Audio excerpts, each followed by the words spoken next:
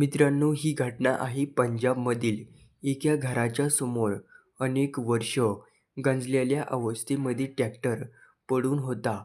त्याकडे कुणी दुर्लक्षसुद्धा करत नव्हतं. तो असंच दिवसेंदिवस गंजून चालला होता ट्रॅक्टर. त्या ट्रॅक्टरच्या मालकाने त्याला तर कचऱ्यातच फेकून दिलं होतं. मात्र एके दिवशी त्याने व्हिडिओ काढला ट्रॅक्टरचा आणि सोशल मीडियावरती अपलोड केला.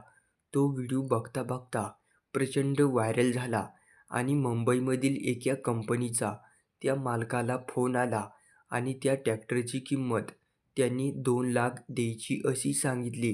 जेव्हा ट्रॅक्टर मालकाला 2,00,000ची ऑफर आपल्या भंगारात पडलेल्या ट्रॅक्टरसाठी आली, तेव्हा तो सुद्धा अचंबित झाला. मात्र मालकाने ते ट्रॅक्टर देण्यास नकार दिला.